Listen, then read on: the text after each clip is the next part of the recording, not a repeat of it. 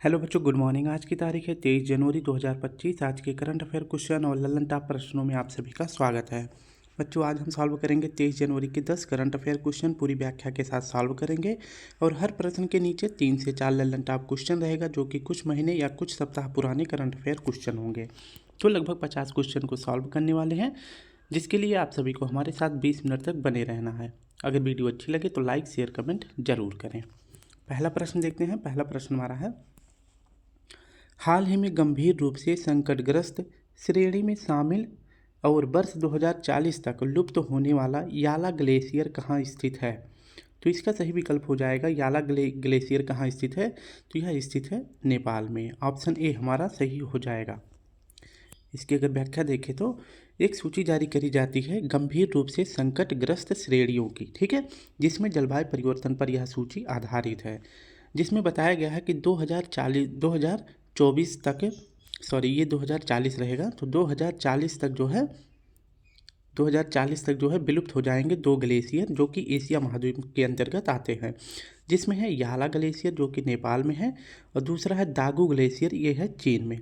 तो 2040 तक ये दोनों ग्लेशियर जो है विलुप्त हो जाएंगे, इसलिए इन दोनों ग्लेशियर को जो है गंभीर रूप से संकटग्रस्त श्रेणी में शामिल किया गया है। ग्लेशियर जो होते हैं ये मीठे पानी के स्रोत होते हैं, ठीक है, यानी कि ग्लेशियर को अगर पिघला के अगर पीना चाहे तो आप उसको पी सकते हैं, ठीक है। इसमें जो है कोई भी नमक वगैरह नहीं होता है, ठीक है। तो ग्लेशियर जो है कैसे होते हैं? मीठे पानी के स्रोत होते हैं।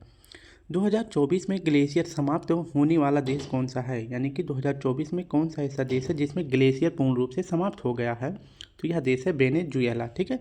और 2025 को देखते हुए इसी ग्लेशियर संरक्षण के लिए जो है वर्ष घोषित किया गया है। ग्लेशियर संरक्षण वर्ष घोषित किया गया है यूएनओ के द्वारा, ठीक है। तो ये भी आपको याद रखना है। तो 2025 में ग्लेशियर संरक्षण वर्ष घोषित किया गया है। क्वेश्चन पूछ सकता है कि ग्लेशियर संरक्षण वर्ष किस वर्ष को घोषित किया गया है? तो 2025 को।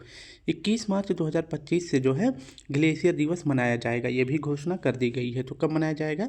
21 मार्च को, ठीक है, ये भी आपको याद रखना है। बात करते हैं कि हमारे भारत में महत्वपूर्ण ग्लेशियर कौन कौन से हैं। सियाचिन, बियाफो, वाल्टोरा और व्हिस्पर, ये चारों महत्वपूर्ण ग्लेशियर हैं। और ये अगर पूछे किस श्रेणी में स्थित है तो काराकोरम श्रेणी में स्थित है, यानी कि ट्रांस हिमालय के अंतर्गत ये श्रेणी आती है। नेक्स्ट हमारा प्रश्न है दूसरा, यानी कि ललन टॉप प्रश्न हमारा है, यूनेस्को विरासत पुरस्कार के तहत मेरिट श्रेणी में सम्मानित BJPCI परियोजना का संबंध किससे है? तो यह परियोजना जो है कि महाराष्ट्र के मुंबई शहर से संबंधित है। अगर बात करते हैं कि यूनेस्को की स्थापना मतलब इसका जो मुख्यालय है कहाँ पे है, तो इसका मुख्यालय जो है पेरिस में है। और अगर बात करें कि हमारे भारत में कुल कितने विश्व धरोहर स्थल हैं, तो 43 विश्व धरोहर स्थल है। 43वां कौन सा है? तो मोइदम है। मोइदम क्या है? एक कब्रगाह है। और यह किस राज्य में है? तो यह असम में है, ठीक है। हमारे देश में अगर पूछे कि 35 जो है सांस्कृतिक हैं, 7 प्राकृतिक विश्व धरोहर है और एक मिश्रित विश्व धरोहर है। मिश्रित वाला अगर पूछे कौन सा है, तो कंचनजंगा है, जो कि सिक्किम में है, ठीक है। और वहीं पूछे कि हमारे देश में यूनेस्को में शामिल कुल कितने अमूर्त धरोहर हैं, तो कुल 15 अमूर्त धरोहर हैं, ठीक है। हाल ही में 7वें राष्ट्रीय पोषण माह में शीर्ष प्रदर्शन करने वाला राज्य कौन सा है? तो महाराष्ट्र है। अगर पूछे कि राष्ट्रीय पोषण माह किस वर्ष को घोषित किया गया है, तो यह सितंबर माह को घोषित किया गया है। हाल ही में पीएम मोदी ने वैज्ञानिक अनुसंधान को बढ़ावा देने के लिए परम रुद्र सुपर कंप्यूटर कहाँ लॉन्च किया है? तो अगर पूछे कि हमारे देश का नवीनतम सुपर कंप्यूटर का क्या नाम है, तो परम रुद्र है। इसको 3 जगहों पे लॉन्च किया गया है, दिल्ली, पुणे, कोलकाता में, ठीक है। किसके द्वारा? तो पीएम मोदी जी के द्वारा। दूसरा प्रश्न हमारा है, एडेलमैन ट्रस्ट बैरोमीटर 2025 में भारत को कौन सा स्थान मिला है? तो एडेलमैन ट्रस्ट बैरोमीटर 2025 में भारत को कौन सा स्थान मिला है? तो भारत को तीसरा स्थान मिला है, ठीक है। इसकी अगर व्याख्या देखें तो इसमें जो है विकासशील देशों की सूची जारी करी जाती है और उनके बारे में बताया जाता है कि वहाँ की सरकार के ऊपर लोगों का ट्रस्ट कितना है, कोई संस्था है उस पर लोग कितना विश्वास करते हैं, व्यवसाय वहाँ पे किस प्रकार का है, और मीडिया में जो है लोगों का विश्वास कितना है, ठीक है। तो यह जो है कह सकते हैं कि विश्वास के ऊपर जारी किया जाने वाला एडेलमैन ट्रस्ट बैरोमीटर 2025 है। और यह किसके लिए जारी किया जाता है? तो यह विकासशील देशों के लिए जारी किया जाता है। ठीक है। इसमें अगर पूछे कि पहला स्थान किसका है तो पहला स्थान चीन का है। दूसरा स्थान पहले भारत का था लेकिन वर्तमान में इंडोनेशिया का हो गया है। और तीसरा स्थान किसका है तो तीसरा स्थान हमारे भारत का है। वहीं पूछे कि भारत का स्थान जो है प्रेस फ्रीडम इंडेक्स में कितना है तो पूरे विश्व में 159वां स्थान है। ठीक है, तो ये भी आपको याद रखना है। तो एडलमैन ट्रस्ट बैरोमीटर 2025 में भारत की रैंक क्या है, तीसरी है। ठीक है। नेक्स्ट हमारा प्रश्न है, हाल ही में आरबीआई का 26वां गवर्नर किसे नियुक्त किया गया है तो संजय मल्होत्रा जी को नियुक्त किया गया है। और वहीं पूछे कि आरबीआई के पहले गवर्नर कौन थे तो ओसबॉर्न स्मिथ थे। और वहीं पूछे कि आरबीआई के पहले भारतीय गवर्नर कौन थे तो सीडी देशमुख थे। हाल ही में राष्ट्रीय अंत्योदय दिवस 2024 कब मनाया गया है तो अंत्योदय दिवस 2024 25 सितंबर को मनाया गया है। हाल ही में चर्चा में रहा संत तुकाराम महाराज अंतर्राष्ट्रीय हवाई अड्डा कहाँ स्थित है तो यह पुणे में स्थित है। कहाँ पर, पुणे में स्थित है। हाल ही में ब्रांड फाइनेंस की आईटी सेवा रैंकिंग 2025 में किसे वैश्विक स्तर पर दूसरा स्थान मिला है तो वैश्विक स्तर पर दूसरा स्थान मिला है। और वहीं पूछे कि भारत को में अगर पूछे कि उसका स्थान पहला है तो वैश्विक स्तर पर दूसरा स्थान किसका है, टाटा कंसल्टेंसी सर्विसेज का है, जिसे टीसीएस कंपनी कहते हैं। ठीक है। आईटी सेवा रैंकिंग इसकी जो है 2025 की सूची जारी करी गई है। और यह अगर पूछे कौन जारी किया है या किसके लिए जारी किया जाता है तो ब्रांड फाइनेंस के लिए जारी किया जाता है आईटी सेवा रैंकिंग। यानी कि यहाँ पे देश में अगर कोई कंपनी कोई चीज़ करवाती जैसे पेपर वगैरह करवाती है या फिर कोई ब्रांड अपना निकालती है तो सबसे ज़्यादा लोगों का भरोसा रहता है। ठीक है। तो इसमें अगर आईटी सेवा रैंकिंग की बात करें यानी कि ब्रांड फाइनेंस में पहला स्थान किसका है तो आईटी सेवा रैंकिंग में पहला स्थान है एक्सचेंजर का। और ये कहाँ की कंपनी है, आयरलैंड की कंपनी है। वहीं पूछे कि पूरे विश्व में दूसरा स्थान किसका है तो टीसीएस का है, जिसे टाटा कंसल्टेंसी सर्विसेज कहते हैं। और ये भारत में इसका स्थान पहला है। ठीक है। अब पूरे विश्व में अगर पूछे तीसरा स्थान किसका है तो इन्फोसिस का है। इसके मालिक कौन है तो नारायण मूर्ति जी हैं, जो कि ऋषि सुनक जी के ये कौन थे तो ये ऋषि सुनक जी के दामाद थे। ठीक है, ससुर थे। ठीक है। तो यानी कि तीसरा स्थान किसका है, इन्फोसिस का, दूसरा स्थान टीसीएस का है और पहला स्थान किसका है, एक्सचेंजर आयरलैंड का है। आयरलैंड की राजधानी का क्या नाम है, डबलिन है। और यहाँ के पीएम कौन है, साइमन यहाँ के पीएम है। और ये पूछे कि टाटा कंपनी के चेयरमैन कौन बनाए गए हैं तो नेवल टाटा बनाए गए हैं। नेक्स्ट हमारा प्रश्न है, हाल ही में multi role stealth guided missile frigate INS Tushar का कमीशन समारोह कहाँ से हुआ है तो यह रूस से हुआ है। हाल ही में मिस यूनिवर्स इंडिया 2024 का खिताब किसने जीता है तो रिया सिंघा ने जीता है। हाल ही में ऑस्कर 2025 के लिए भारत की आधिकारिक प्रविष्टि के रूप में किस फिल्म को अगर पूछे चुना गया है तो लापता लेडीज को आधिकारिक रूप से भारत की तरफ से भाग लिया है किसमें, ऑस्कर 2025 के लिए। हाल ही में केंद्र सरकार ने जीवाणुओं से शून्य अपशिष्ट बायोप्लास्टिक विकसित करने के लिए किससे सहयोग किया है तो केंद्र सरकार ने जीवाणुओं से जो अपशिष्ट बायोप्लास्टिक यानी कि बायोडिग्रेडेबल प्लास्टिक बनाया जाएगा उसके लिए केंद्र सरकार किससे सहायता ली है तो IIT मद्रास के साथ यह जो है सहायता ली है। केंद्र सरकार ने IIT मद्रास के साथ जो है जीवाणुओं से जो बनाया जाएगा एक प्लास्टिक जो कि शून्य अपशिष्ट बायो प्लास्टिक होगा, जो यानी कि यह जो प्लास्टिक बनाया जाएगा यह बायोडिग्रेडेबल प्लास्टिक होगा यानी कि पर्यावरण के अनुकूल होगा, यानी कि यह पर्यावरण में आसानी से इसका विघटन हो जाएगा। ठीक है। वहीं पूछे कि हमारे देश में सबसे ज़्यादा जो प्लास्टिक है इनका प्रयोग कहाँ पे होता है तो सबसे ज़्यादा प्लास्टिक होता है खाद्य पैकेजिंग में, यानी कि हम कोई चीज़ मंगाते हैं ऑनलाइन तो अधिकतर चीज़ें जो है प्लास्टिक के बैग में या फिर प्लास्टिक के पन्नी पॉलीथीन में जो है पैक करके आती है।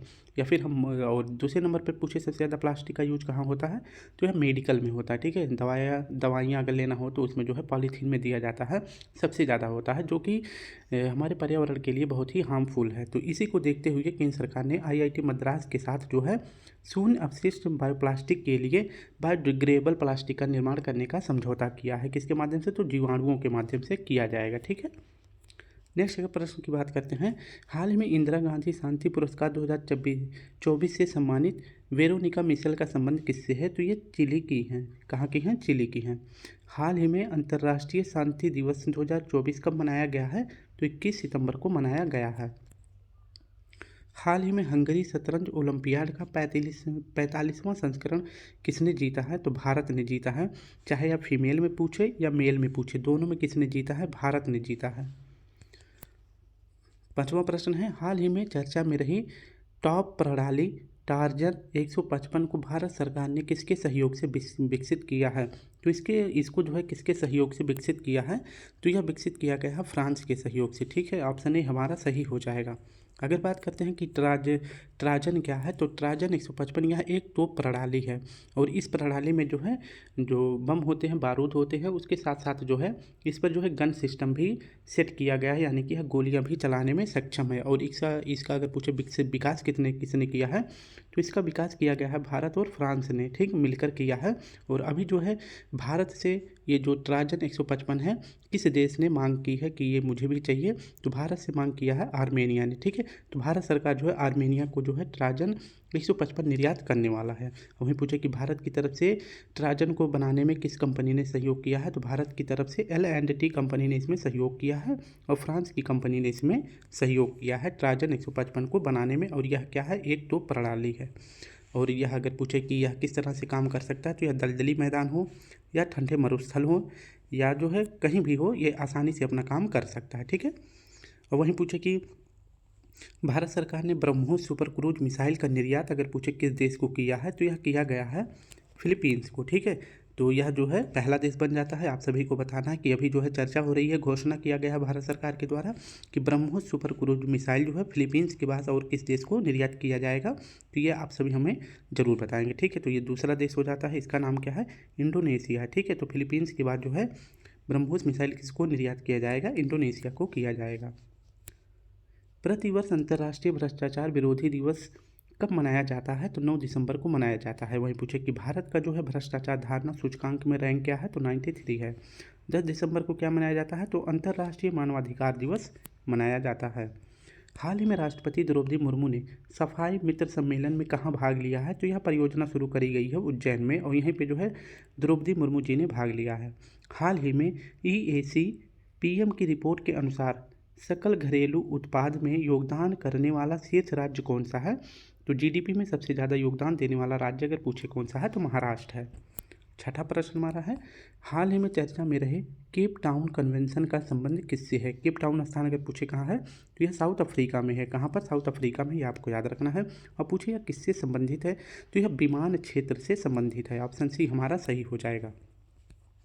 केप टाउन कन्वेंशन अगर पूछे केप टाउन शहर कहाँ पे है, तो यह दक्षिण अफ्रीका में है। और वही पूछे कि केप टाउन कन्वेंशन किससे संबंधित है, तो विमान क्षेत्र के हितों के संरक्षण के लिए, यानी कि जो विमान क्षेत्र होते हैं किस प्रकार का डिज़ाइन तैयार करना चाहिए, वहाँ पे जो है लोगों के बैठने के लिए किस तरह की सीट होनी चाहिए, और जो यह समताप मंडल में जाता है तो उसकी लेयर से या फिर सूर्य की किरणों से सुरक्षित रखने के लिए इस प्रकार का जो है संरक्षण तैयार करने के लिए केप टाउन कन्वेंशन जो है केप टाउन कन्वेंशन जो है किया गया था किसके लिए, तो विमान क्षेत्र के हितों के संरक्षण के लिए। और यह कब किया गया था, तो 2001 में किया गया था। अब पूछे इसमें भारत कब शामिल हुआ था, भारत 2008 में शामिल हुआ था, यानी हस्ताक्षर किया था। और अभी जो है 2024 में जो है एक बिल लेकर आया गया है भारत सरकार के द्वारा, जिसे कहते हैं विमान क्षेत्रों के हितों का संरक्षण बिल 2024। यह बिल लाया गया है जिसमें जो है यह बिल को जो है मंजूरी भी मिल चुकी है। ठीक है, यानी कि भारत में किस प्रकार की जो विमान है बनाई जाएगी और उसको जो है किस तरह से लोगों के हितों के लिए बनाया जाएगा, इस प्रकार का बातों का इसमें चर्चा किया गया है। ठीक है, तो आपको याद रखना है कि केप टाउन कन्वेंशन किससे संबंधित है, तो विमान क्षेत्र के हितों के संरक्षण के लिए यह संबंधित है।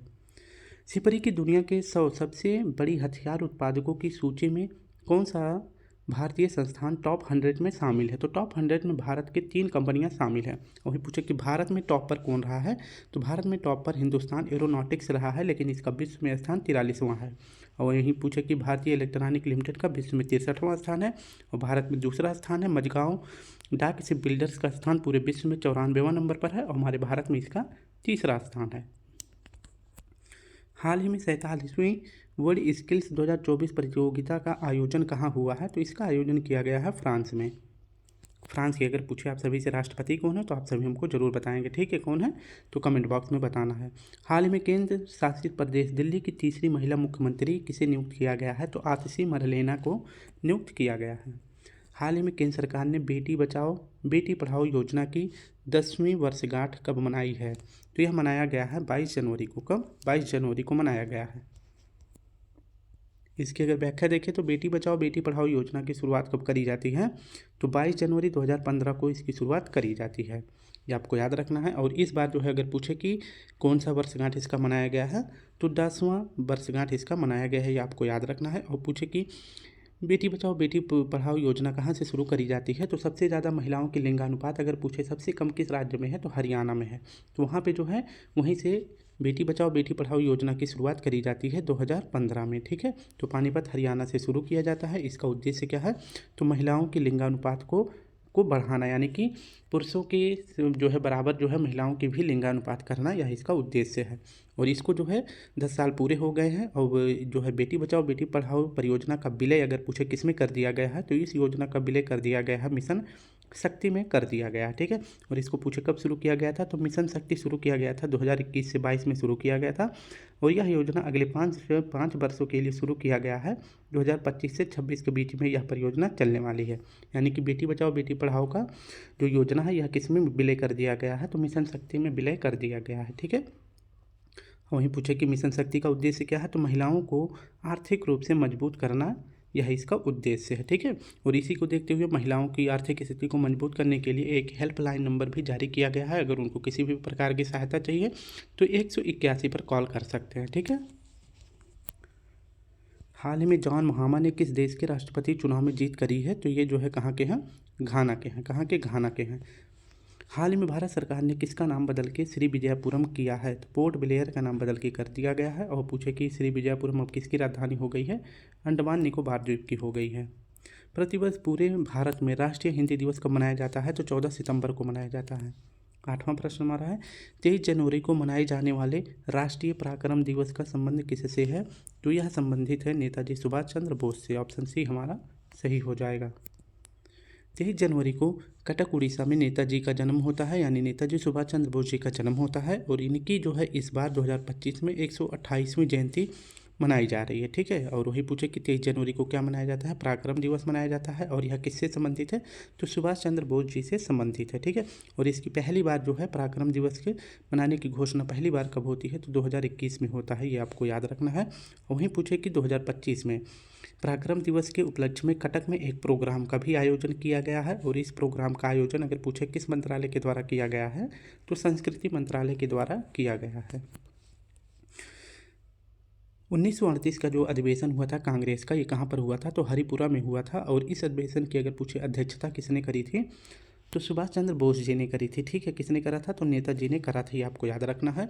और इसके नेक्स्ट ईयर यानी कि 1939 जो अधिवेशन हुआ था, त्रिपुरी का अधिवेशन हुआ था, इसमें जो है गांधी जी की तरफ से कौन खड़े थे, तो हम यहाँ पे जी फॉर गांधी जी लिख देते हैं। तो गांधी जी की तरफ से पट्टाभी सीतारामैया जी खड़े थे, और जो है इनके विपक्ष में नेताजी थे। लेकिन नेताजी जो है इस अधिवेशन में अध्यक्षता करने के लिए जो लड़े थे, तो इसमें जीत जाते हैं नेताजी। और जो गांधी जी के सपोर्टर थे पट्टाभी सीतारामैया, ये हार जाते हैं बुरी तरह से। ठीक है, लेकिन ये बात जो है गांधी जी को अच्छी नहीं लगती है। फिर इसके बाद नेताजी जो है इसका जो है वो कर देते हैं, मतलब कि अपने पद से इस्तीफा दे देते हैं ये त्रिपुरी अधिवेशन से। फिर इसके बाद जो है त्रिपुरी अधिवेशन के 2 अध्यक्ष बनाए जाते हैं। कौन बनाए जाते हैं, डॉक्टर राजेंद्र प्रसाद जी बनाए जाते हैं। ठीक है, तो अगर पूछे कि अधिवेशन किया था, ये क्वेश्चन बीपीएससी में पूछा गया था।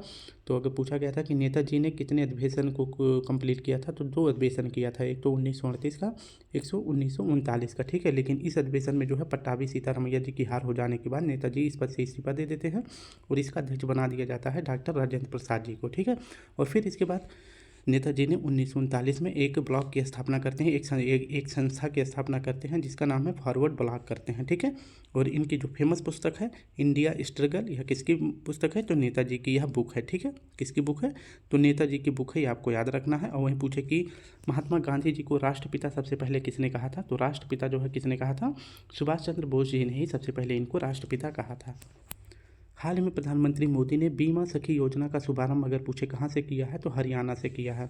हाल ही में भारत का पहला टील कार्बन अध्ययन कहाँ किया गया है, तो केवलादेव नेशनल पार्क राजस्थान में किया गया है। हाल ही में चौथा इंटर कॉन्टिनेंटल फुटबॉल चैंपियनशिप का खिताब किसने जीता है, तो सीरिया ने जीता है। अगर पूछे किसको हरा दिया है, तो इंडिया को हरा के जीता है। ठीक है, 9वां प्रश्न है, हाल ही में आपदा जोखिम चेतावनी प्रणाली जिसे कहते हैं कवच, ठीक है, का शुभारंभ किसने किया है? तो कवच क्या है? आपदा जोखिम चेतावनी प्रणाली है।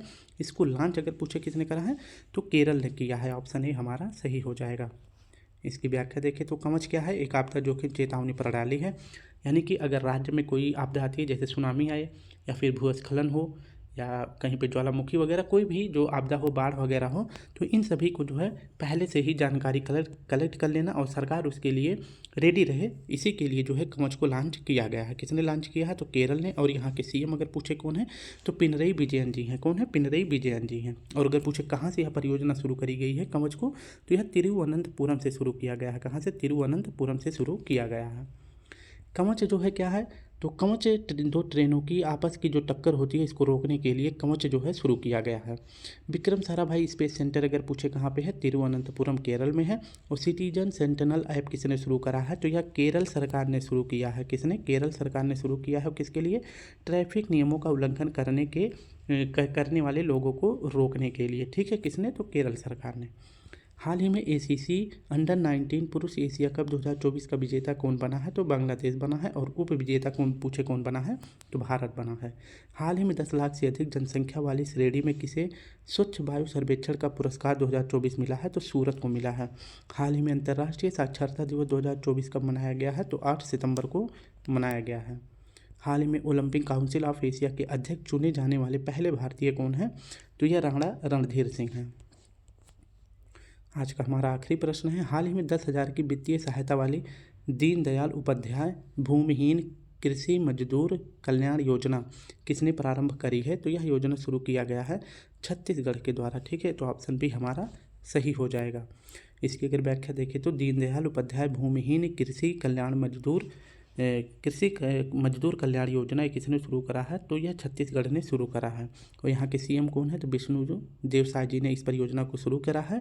इसका उद्देश्य क्या है? तो ऐसे मजदूर बहुत से हैं हमारे पूरे भारत में अगर बात करें तो जिनके पास भूमि नहीं है, लेकिन वो जो है दूसरे की ज़मीन पे अपना जो है अनाज उगाते हैं और उनके यहाँ पे गुलामी करते हैं, या फिर कह सकते हैं कि उनके खेतों में जो है अनाज उगा के अपना जो है भरण पोषण करते हैं, ठीक है। तो लेकिन उनके पास खुद की ज़मीन नहीं होती है, ठीक है।